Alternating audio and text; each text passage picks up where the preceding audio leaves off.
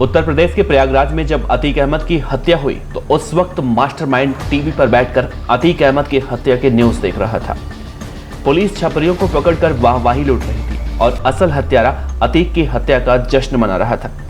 13 अप्रैल को प्रयागराज से 280 किलोमीटर दूर लखनऊ से 3 लड़के बस पकड़ रहे थे तो उस वक्त उनके पास टिकट के पैसे नहीं थे और प्रयागराज आने के बाद बाइक, कैमरा, माइक और जिगाना मेड पिस्टल कहां से आई। सुंदर भाटी नहीं है अतीक की हत्या का मास्टरमाइंड, तो कौन है अतीक का मुख्य हत्यारा। यूपी के कुख्यात गैंगस्टर अतीक अहमद की कहानी अब इतिहास हो चुकी है। अतीक के मरने के बाद कोई उसे शहीद कह रहा है तो कोई उसकी तस्वीर शहर में लगवा रहा है तो कोई उससे बड़ा और अजीब काम कर रहा है और उसके कब्र पर जाकर उसे तिरंगा उठा रहा है। लेकिन अभी कोई ये नहीं बता रहा है कि अतीक अहमद को मरवाया किसने। अगर खबरों को देखकर माने तो सुंदर भाटी, जो कि पश्चिमी यूपी का कुख्यात गैंगस्टर है, उसका नाम लिया जा रहा है। लेकिन क्या सुंदर भाटी ने सच में अतीक अहमद को मरवाने के लिए शूटर भेजे थे या फिर इस खेल का कोई और ही मास्टरमाइंड है जो अभी भी साफ साफ कानून के शिकंजे में आने से बच रहा है। अतीक अहमद को किसने मारा? वो अतीक जब वो जिंदा था तो पूर्वांचल में किसी भी बदमाश की हिम्मत नहीं होती थी कि कोई भी आंख उठाकर इलाहाबाद की तरफ देख ले।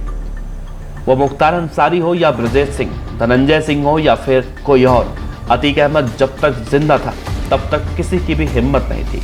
लेकिन अचानक उमेश पाल की हत्या के बाद अतीक का इतनी आसानी से अंत कैसे हो गया?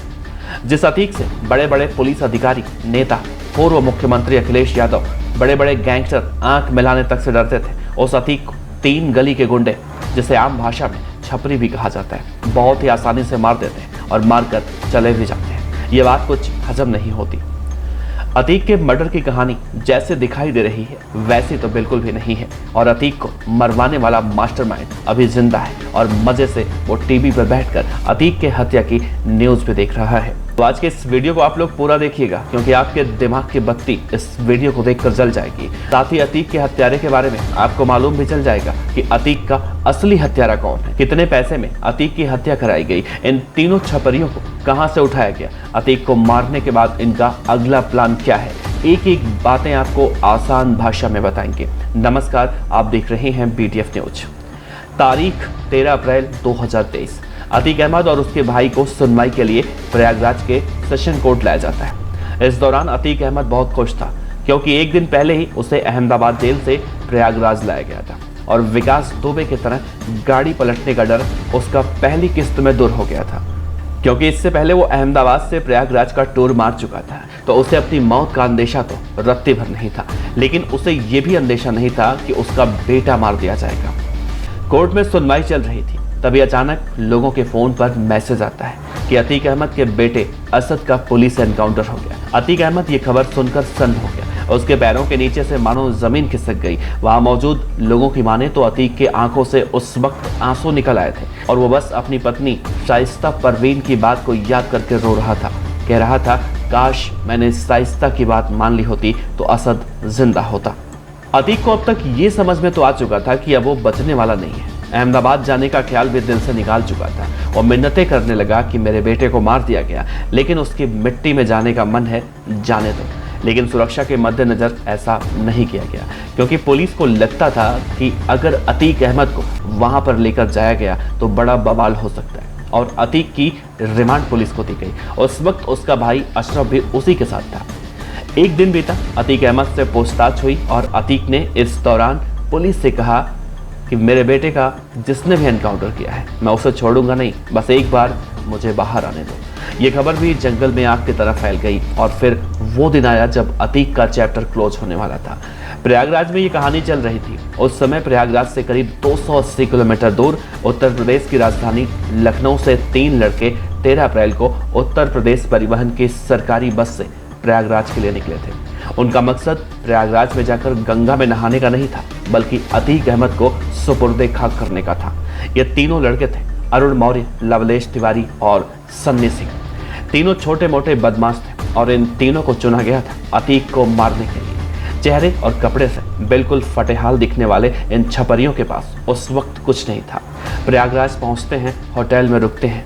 यहाँ पर ध्यान दीजिएगा, ये तीनों बस से प्रयागराज आते हैं लेकिन इनके पास प्रयागराज में अचानक बाइक आ जाती है, मीडिया का कैमरा आ जाता है और एक माइक और फर्जी प्रेस कार्ड भी इनके पास पहुंच जाता है। ये लगातार रेकी कर रहे थे। इन्हें शायद पता था कि अतीक को मेडिकल कराने के लिए ले जाया जाएगा। मानो जैसे इन बदमाशों से किसी ने कहा था कि जब ऐसा होगा तो तुम्हें ऐसा करना है। और वो दिन भी आता है जब इन शूटरों को 26/11 हमले के कसाब की तरह अपने टारगेट को पूरा करने के लिए जमीन पर उतार दिया जाता है। और जैसे ही इन्हें मौका मिलता है, अतीक की खोपड़ी जिगाना पिस्टल से खोल दी जाती है। कहानी में अब रोचक मोड़ आने वाला है। तो कुर्सी की पेटी बांध कर सुनना, हमलावर जब अतीक को मार रहे होते हैं तो पुलिस वहां से 2 कदम पीछे हट जाती है, जबकि ऐसा नहीं होता। दिल्ली में एक ऐसा ही कांड हुआ था 24 सितंबर 2021 को, जब दिल्ली की रोहिणी कोर्ट में गैंगस्टर जितेंद्र गोगी को ऐसे ही मारा जाता है। तो वहां पर मौजूद सुरक्षाकर्मी मारने आए शूटरों की खोपड़ी खोल देते हैं।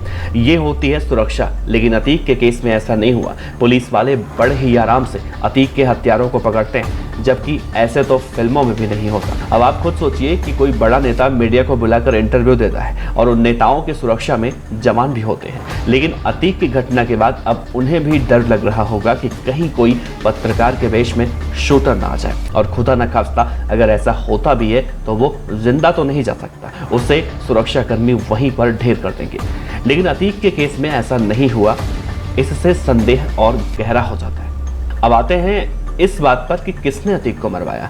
जिस तरह से कहा जा रहा है कि सुंदर भाटी, जो कि पश्चिमी यूपी का कुख्यात गैंगस्टर है, उसका हाथ हो सकता है। तो आप खुद सोचिए, सुंदर भाटी है पश्चिमी यूपी का डॉन और ये कांड है पूर्वांचल का। तो सुंदर भाटी को ऐसा करने की जरूरत क्यों होगी? खैर, सन्नी शूटर सुंदर भाटी के साथ जेल में बंद था और इतने महंगे पिस्टल से अतीक को मारा गया है, तो शक सुंदर भाटी पर है। लेकिन अभी कुछ साफ नहीं हो पाया है। कहा तो ये भी जा रहा है कि सुंदर भाटी पश्चिमी यूपी के अपराध का कारोबार अपने चेलों को सौंपकर पूर्वांचल पर कब्जा करना चाहता है। खैर, इन बातों में कितनी सच्चाई है वो जांच के बाद निकलकर सामने आ पाएगी। लेकिन इसी बीच एक अधिकारी का भी नाम सामने आ रहा है, जो अतीक अहमद को काफी दिनों से जान से मरवाने की सुपारी दे रहा था।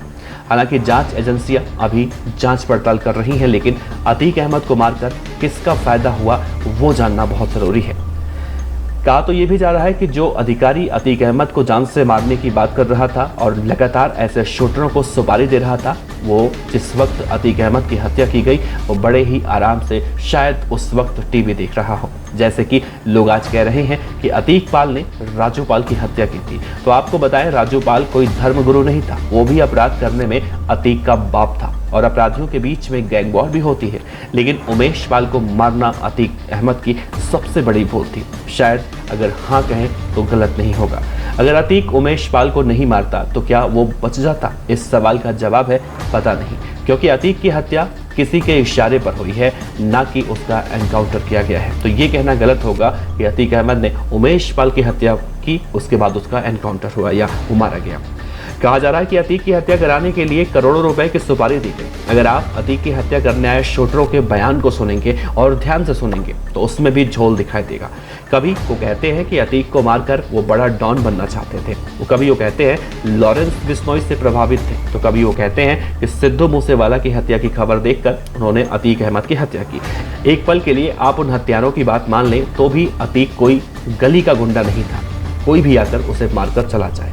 5 बार का विधायक, 1 बार सांसद और वो खुद बहुत बड़ा गुंडा था, तो जाहिर सी बात है कोई बड़ा गुंडा ही मारकर उसे अपनी रोटी सेक रहा हो। अगर वो कोई सरकार में बैठा है या कोई सफेद पोश हो या फिर नौकरशाह या फिर विपक्ष में बैठा कोई अतीक का राजदार, जिसके राज अतीक के जिंदा रहते खुल सकते थे, उसका पता बहुत जल्दी चल जाएगा। क्योंकि यूपी में योगी आदित्यनाथ बाबा की सरकार है और बाबा इस पूरे मामले में चाहे जो भी अपराधी होगा, चाहे वो अपनी ही पार्टी का क्यों ना हो, उसके ऊपर कार्रवाई करने में देरी तो बिल्कुल भी नहीं लगाते हैं। क्योंकि अतीक की हत्या की खबर सुनकर यही खबर आई थी कि अतीक की हत्या की खबर से बाबा नाराज है, और नाराज बाबा क्या कार्रवाई करते हैं ये तो सब आप देख ही रहे हैं।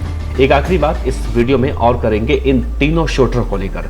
तो इन 3 शूटरों ने भले ही अतीक अहमद को एक गली के गुंडे की तरह मार दिया हो, लेकिन इनकी भी जान खतरे में है, क्योंकि जो मास्टरमाइंड अतीक को मरवा सकता है वो अपनी जान बचाने के लिए इन शूटरों का भी काम तमाम करवा सकता है। और इसीलिए इन छपरियों को प्रयागराज के नैनी जेल से प्रतापगढ़ के जेल में भी शिफ्ट किया गया है। खैर, इस पूरे मामले की जांच पड़ताल चल रही है और देखना अहम होगा कि इस पूरे हत्याकांड का मास्टरमाइंड, वो नौकरशाह हो या फिर सुंदर भाटी, वो कब तक पुलिस की गिरफ्त में आता है।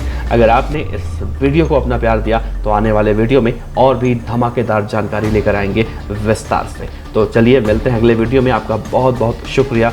देखते रहिए इसी तरह से BTF न्यूज। जय हिंद।